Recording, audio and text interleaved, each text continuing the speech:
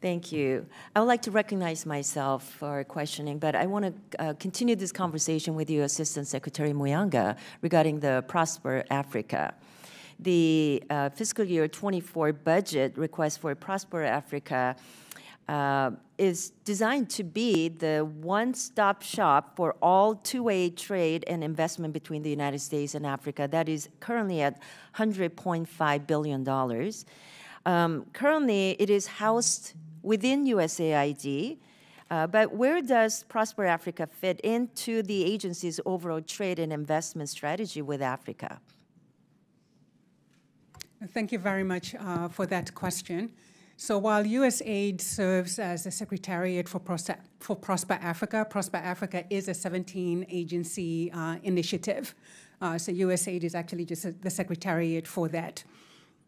And it is really at the center of our economic engagement with the African continent, offering a lot of services in terms of encouraging U.S.-Africa trade and investment. And a lot has been done. We just had a great success story in terms of President Ruto announcing $150 million worth of investment working with Prosper Africa and others between U.S. and Kenya.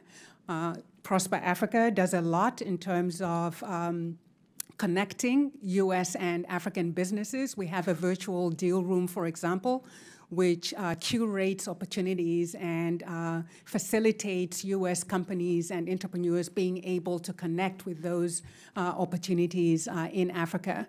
We provide advisors to U.S. businesses and entrepreneurs who are interested in doing business in Africa. And those have, all of these efforts pulled together have yielded quite significant results, as both Assistant Secretary Fee and myself mentioned in our written remarks. You know, I've noted that there is no Prosper Africa coordinator within the State Department, right? The Prosper Africa coordinator actually resides at USAID. At USAID. Yes. And I am happy to share that the Prosper Africa coordinator will be coming on board imminently. And we just sent a message out to committee members this morning, I believe. But the Given announcement, the importance, I think it's really important to have that coordinator to effectively navigate and coordinate the, across the interagency. So I really support that, and I believe that coordinator position should be elevated and properly empowered. Wouldn't you agree? That's also a sentiment that is shared by many private sector representatives, both African and Americans. One more question to you. Where will the Prosper Africa coordinator fit into that USAID hierarchy? And who would that person report to?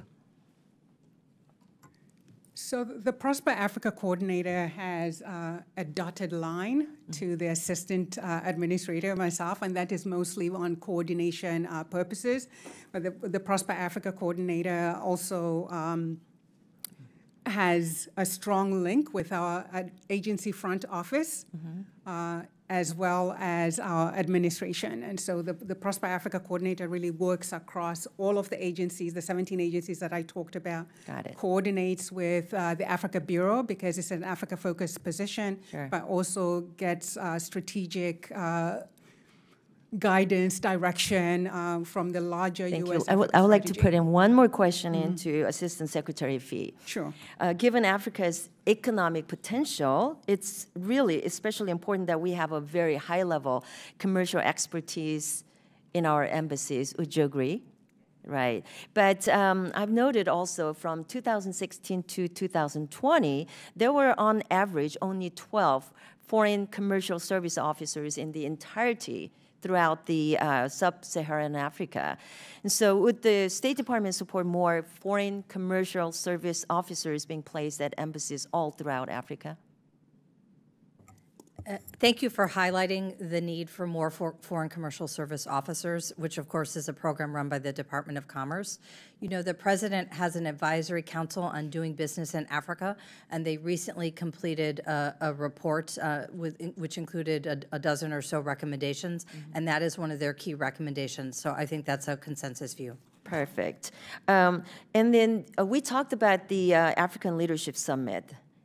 Since then, I think we addressed it a little bit, but can you tell us what instructions have been sent to the embassies and consulates regarding that, and in order to advance commercial diplomacy goals, and when were they sent? Thanks very much. This is the 6-month anniversary, so this is a great opportunity. We're doing a lot of public diplomacy to identify all the work that has been done in the past 6 months. Specifically regarding the economic diplomacy, we had an Africa Business Forum Day in which deals of $15.7 billion were announced. That number has now risen to $16.2 billion. One of our key leaders who had served at the National Security Council to help organize the summit is now working for the Chamber of Commerce specifically to follow up on implementation of those deals. We are fully engaged with our embassies in pursuing the economic levers I've outlined. Thank you so much. We went over time, but now I recognize Ranking Member Jacobs for 5 minutes of